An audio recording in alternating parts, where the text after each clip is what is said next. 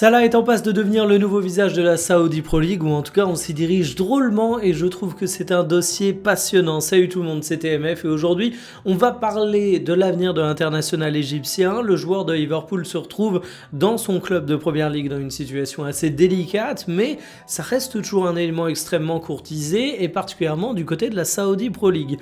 C'est un dossier que je trouve hyper intéressant parce que ça va nous permettre de parler d'Al Ittihad, le club qui est intéressé par Mohamed Salah. Ça va nous permettre de parler du niveau de l'Égyptien. Est-ce qu'il a décliné durablement ou est-ce qu'il part simplement dans une mauvaise passe qui à nouveau partira?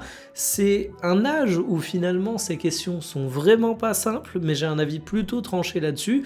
Et puis je trouve également que d'un point de vue stratégique pour la Saudi Pro League, c'est un transfert qui pourrait avoir un sens assez particulier par rapport au timing. Installez-vous confortablement et bienvenue pour cette nouvelle vidéo Talk My Football.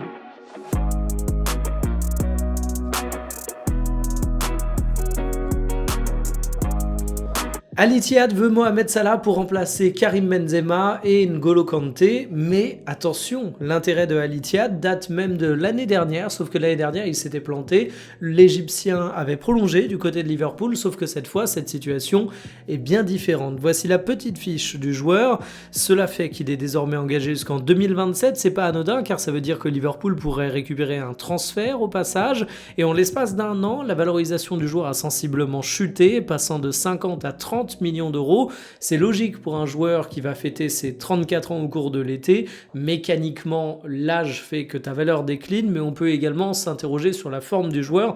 Elle a forcément eu un impact étant donné qu'il était moins brillant en 2025-2026 que ce qu'il était en 2024-2025. Mais en tout cas, Mohamed Salah du côté d'Al Ittihad, c'est quelque chose dont on entend de plus en plus parler parce que le joueur s'est senti un petit peu trahi par Liverpool. Il serait du coup un petit peu plus réceptif aux approches du club saoudien, et du côté des Reds, forcément on se dit que Salah c'est un joueur qui a un certain âge, que si on a la chance de récupérer un montant de transfert pour un joueur de 33 ans, c'est le moment ou jamais d'en profiter, et il est plus indiscutable sportivement même s'il est redevenu titulaire. Al Ittihad, en plus, je l'ai dit en introduction, a perdu Karim Benzema, a perdu N'Golo Kanté.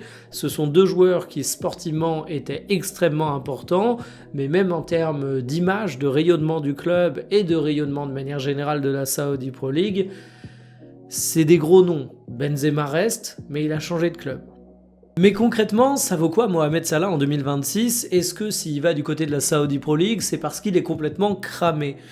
C'est un constat qui est assez délicat à faire. Le bilan de sa saison, il est mitigé pour le moment parce qu'il a, avec 26 matchs, 6 buts et 2 passes décisives, signé des prestations qui sont quand même loin de ses standards. Il a été absent pour la Coupe d'Afrique des Nations, mais ça c'était à anticiper, mais il a surtout goûté un petit peu au banc et vous avez sans nul doute suivi le drama qu'il y a eu avec Liverpool, avec Arne Slot, où l'Égyptien avait le sentiment d'être le bouc émissaire d'une équipe qui performait moins bien, où lui était certes moins bon, mais où il estimait qu'il était loin d'être le problème principal. Le fait étant que Mohamed Salah, cette saison il est moins bien, donc la question qui tue, c'est est-ce que Salah est moins bien parce qu'il est trop âgé et il décline, ou est-ce que Salah est simplement dans une crise qui est due également à la crise de Liverpool et qui pourrait vraiment bien se régler.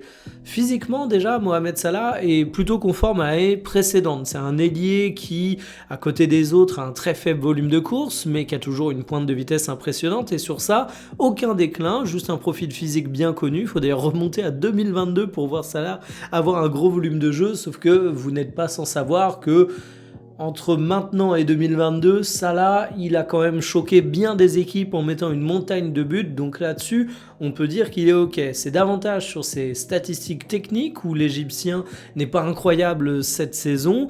C'est une autre tasse de thé, il reste brillant dans les buts attendus, les passes décisives et les passes dangereuses, on va dire, pour englober pas mal de trucs, mais il a quand même sacrément redressé. La faute à une transformation moins bonne de ses buts attendus. La comparaison directe des deux saisons fait d'ailleurs mal. Si on retrouve parfaitement le profil du joueur, on peut voir une régression de façon plutôt flagrante. Mais paradoxalement, pour moi, c'est une bonne nouvelle. C'est une bonne nouvelle parce que Salah, il a régressé par rapport à la saison précédente. Mais si c'était une question d'âge pour Mohamed Salah, j'ai tendance à penser qu'on aurait eu un déclin qui aurait été davantage linéaire. Ici, Salah, il a vu ses performances s'écrouler en l'espace de 6 mois. Son corps n'a pas décliné fondamentalement physiquement en l'espace de 6 mois. Il a une grosse différence entre ses buts attendus et ses buts réels. Ça, c'est typique de la crise de confiance de l'attaquant. Mohamed Salah n'est pas devenu un joueur finito en l'espace de seulement quelques mois et c'est difficile de pallier sa méforme à celle de Liverpool, même si évidemment c'est le serpent qui se mord la queue. Un Salah moins bon, c'est un Liverpool moins bon, un Liverpool moins bon, c'est un Salah moins bon. Mais du coup, la thèse du Mohamed Salah qui va du côté de la Saudi Pro League parce que ce serait un joueur qui aurait plus rien à offrir sportivement, je l'écarte du revers de la main parce que pour moi, elle est tout simplement bidon. Je suis persuadé que si demain Mohamed Salah était transféré dans un autre club européen, même un club extrêmement compétitif, il serait capable de faire encore 1 ou 2 saisons avec un niveau exceptionnel, j'en doute pas. Reste qu'aujourd'hui, les clubs qui ont envie de prendre ce risque, ils sont peut-être pas nombreux. Reste qu'aujourd'hui, Mohamed Salah, il a un salaire qui incite à la prudence, on va dire ça pour être poli. Et reste que de toute façon, il faut voir qui est capable, en plus du salaire de Salah, d'offrir un montant de transfert significatif à Liverpool pour qu'ils acceptent de le lâcher avant la fin de son contrat. Et là, peut-être que les courtisans du côté de l'Europe, ils manquent. Et du coup, oui, ses performances peuvent être considérées comme étant intactes. Mais non, ça ne veut pas dire pour autant qu'il a un avenir en Europe très marqué, à moins qu'il reste à Liverpool, bien évidemment.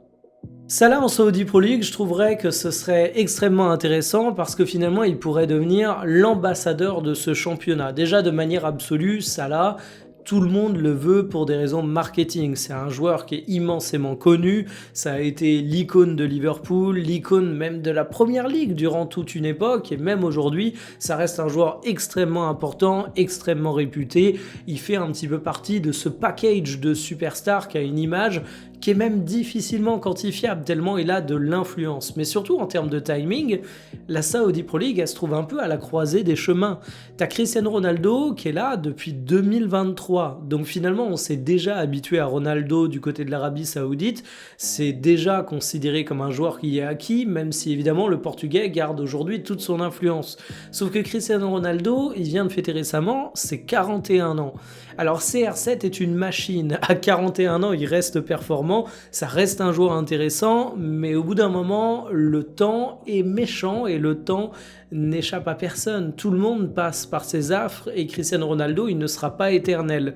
On peut ajouter à ça le fait qu'en ce moment, Cristiano Ronaldo a des relations un petit peu tendues vu qu'il met des coups de pression pour le renforcement de son équipe et on se rend compte que l'ambassadeur parfait est aujourd'hui un ambassadeur qui n'a pas un avenir illimité et un ambassadeur qui est peut-être pas aussi docile que ce que certains s'étaient imaginé.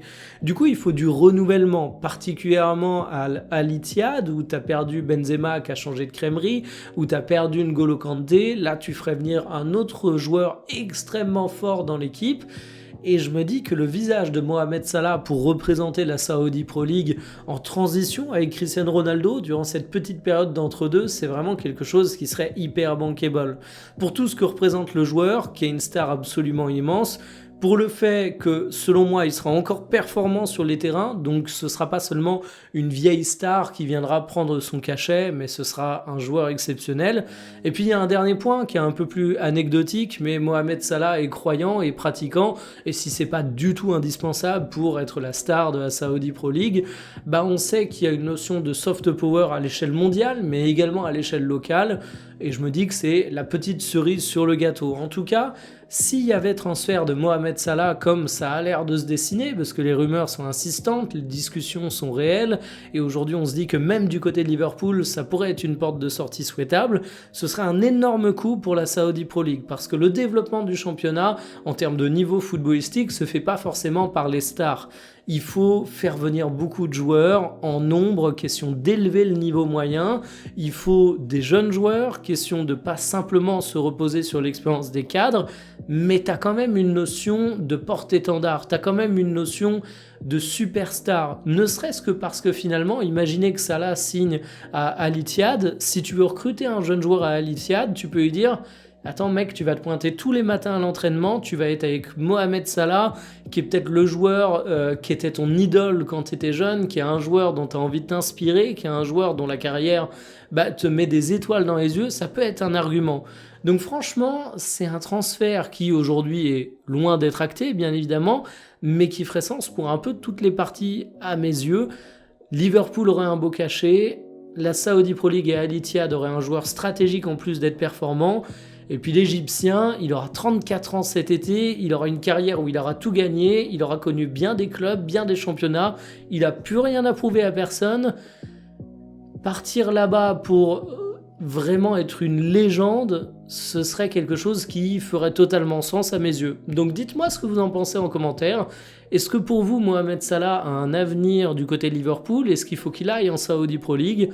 Moi, je trouverais que ça ferait sens. Vous avez compris mon avis. Je vous dis à demain pour une prochaine. Salut.